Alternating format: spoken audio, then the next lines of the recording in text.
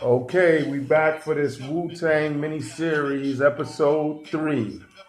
I'm just gonna cut right through the chase and get into the questions. I wrote down 3 of them, and I'm gonna see if we could answer these questions for you, my wonderful audience. Once again, I'm Kual, and this is my host, Maria. All right. So after watching episode 3, why do you think Shah never told anyone he was homeless? Because it's embarrassing. I don't know. I mean, why would you ever admit that to somebody? Yeah. Well, why you would admit it would be maybe you could get some help from someone. Yeah, but I think most people are too proud for that. Too proud for that. All right. Great answer. Great answer. My second question is, why do parents accept dirty money from kids? Or, as it's depicted in the show, why do you think the parents would accept dirty money from their children? Desperation. You just get worn down by life, I guess. As a parent yourself, could you imagine yourself in that situation? Like, how would you respond?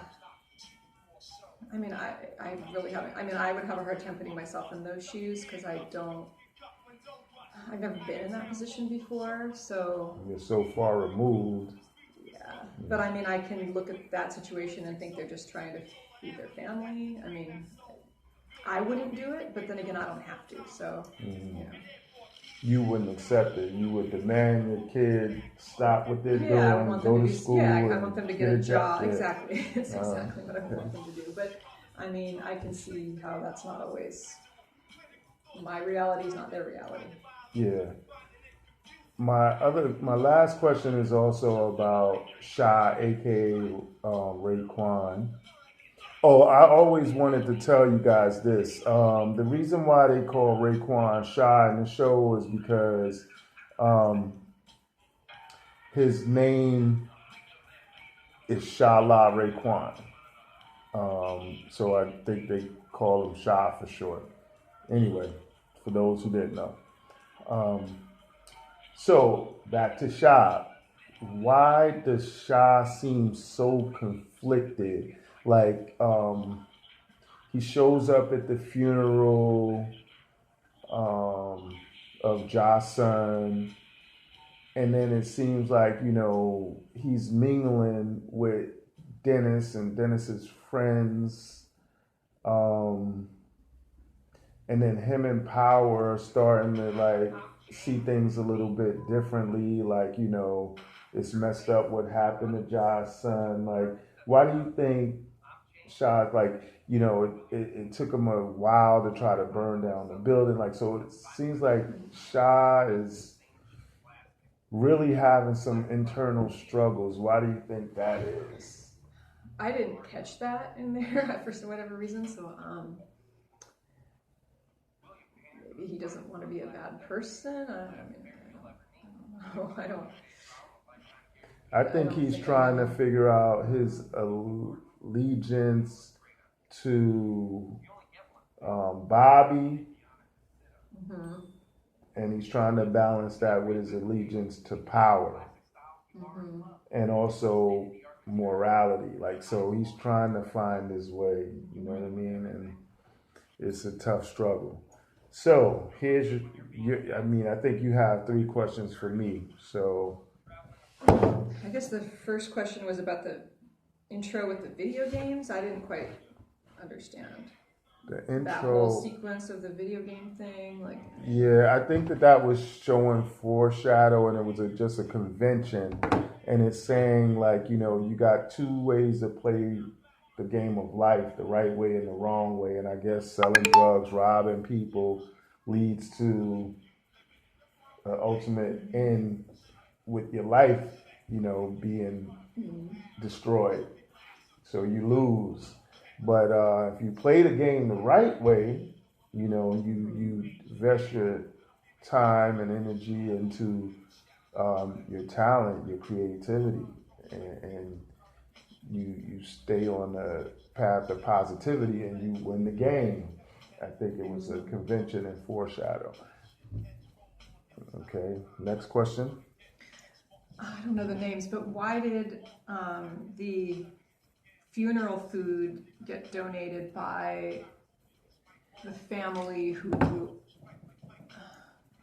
I guess killed the Jason? Yeah.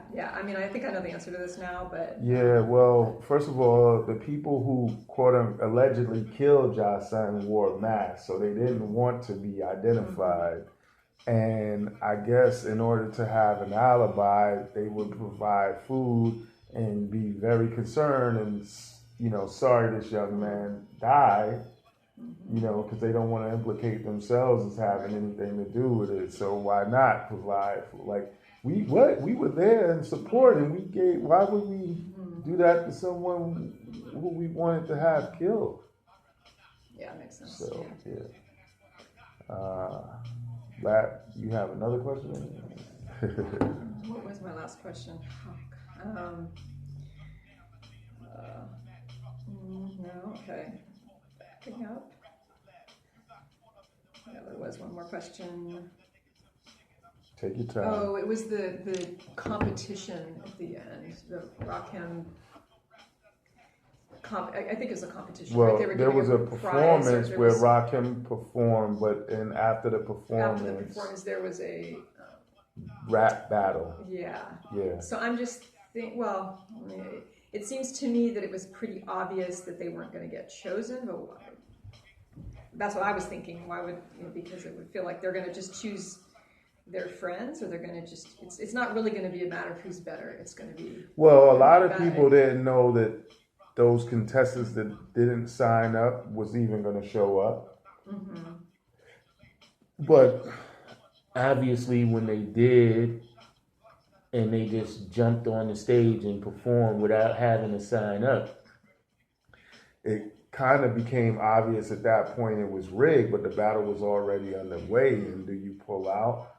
No, you still go on. And, but at the end it was a no-brainer, and they realized it was rigged. And also, besides it being rigged, those dudes did have a routine. They did have wardrobe, and they did have a certain amount of chemistry as a group, and Bobby even admitted, like, we all went up there as individuals. There was no unity, and we should all be in this together. And that's how we're going to win as a unit. I think that point was made. There was something else I wanted to point out. So in that episode, while this battle was going on musically, in jail, Divine had a battle for his life. It was, Shaolin or Staten Island versus Brooklyn in the jail at Brooklyn House. So, while the MCs are going through their thing and showing their skills on the mic, Divine is in jail fighting for his life. I thought that was an interesting blend. Also, another thing that I want to recap is that in one episode, little Bobby was, he had a bunch of fireflies in a jar and they were lighting up. And then the very next scene is like the lights on his equipment, his music equipment, just lighting up. And I felt that was an interesting juxtaposition and a nice transition. So, so far we're almost 10 minutes in, and I think we should probably just cut it short this time to balance off the other 30-minute productions we've made. So this one, episode 3, is nice and concise. We did our homework, prepared our questions, answered them. We didn't have to recap very much. So I hope you guys have started watching. I've been getting calls from people that I've recommended the show to, and they, are calling me back with feedback on how good they think. So I think it's picking up, and I know it would even without my free advertisement. But seriously, treat yourself to watching the Wu-Tang, the American Saga. It's the closest project that I've seen that reflects to something I want to put out. It's very similar, but a different story with a different twist. But pretty much it'll be the same fashion, same lingo, same time period, and about some of the same subject matter, however, with an entirely different storyline. So look for Cool Owls production coming soon. I got a name for the film, but I'm not letting that go yet for all you biters out there. Anyway, enjoy the rest of your day. Signing off till episode 4. Can't wait till that one is released because I'm going to be all over it. All right. Peace.